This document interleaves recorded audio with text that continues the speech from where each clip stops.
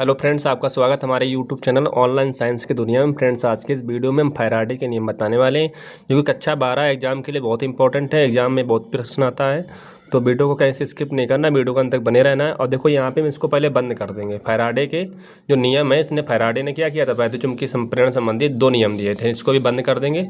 फिर हम इसको पहले यहाँ समझा देते हैं पूरा, ठीक समझाने के बाद तब इसको हम ओपन करेंगे, जिससे कि क्या होगा। ऐसा क्यों कर रहे हैं, ऐसा इसलिए कर रहे हैं कि समझा देंगे तो प्रश्न बढ़िया तरह तैयार हो जाएगा, अच्छे से तैयार कर लोगे। ठीक, जब इसको हम हटा देते हैं तो आराम से इसका स्क्रीनशॉट लेके इसको याद भी कर सकते हो। ठीक है, नोट्स बहुत अच्छे से अच्छे मिलेंगे, उसको देख करके समझ भी सकते हो।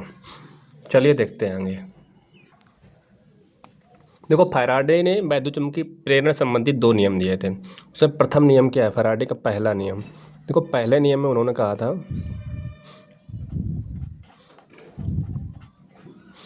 कि जब किसी परिपथ से बद्ध चुंबकीय फ्लक्स में परिवर्तन किया जाता है, चुंबकीय फ्लक्स होता है फाई, ठीक, चुंबकीय फ्लक्स में परिवर्तन होता है डेल्टा फाई, तो यही तो होता है फाई 2 माइनस फाई 1 करके। ठीक, चुंबकीय फ्लक्स में परिवर्तन।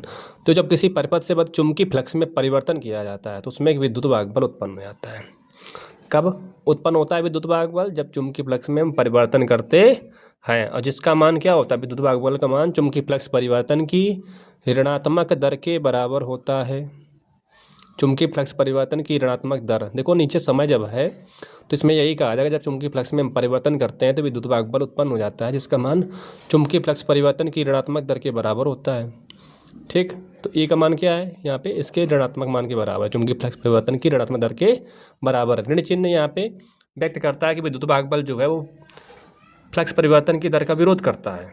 ठीक है, इसे न्यूमैन का नियम भी कहते हैं, इसे हम न्यूमैन का नियम भी कहते हैं, न्यूमैन का नियम।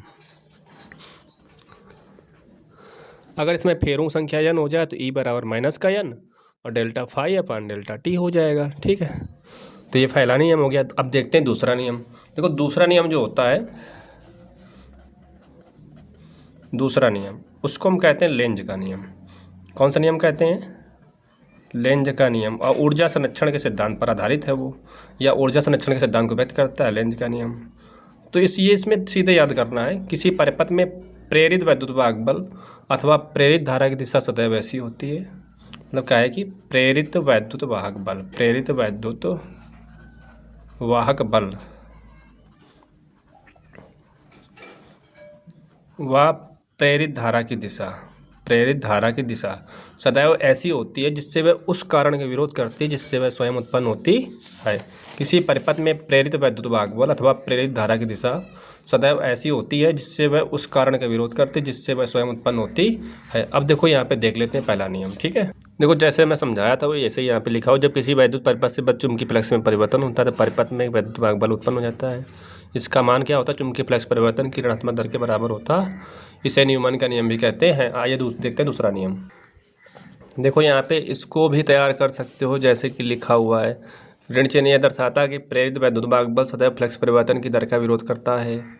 ठीक, तो यहाँ पे अगर फेरे या ना तो यन भी यहाँ पे ये भी दिखाया गया है, इसको चाहो तो इसको भी समझ सकते हो और ज़्यादा। ठीक है, और ये लेंज का नियम है जो ऊर्जा संरक्षण को व्यक्त करता है। ठीक, लेंज का नियम, लेंज का नियम होता है ऊर्जा संरक्षण को व्यक्त करता है। 2-3 नियम फैराडे का हो गया है। ठीक, वैसे जैसे समझाया था वैसे भी लिखा हुआ है, इसको जो भी स्क्रीनशॉट ले सकते हो। बस आज की वीडियो में इतना, वीडियो लंबा ना हो तो, वीडियो अच्छा लगा हो तो लाइक करें, ज़्यादा वीडियो शेयर करें। मिलते हैं अगले वीडियो में।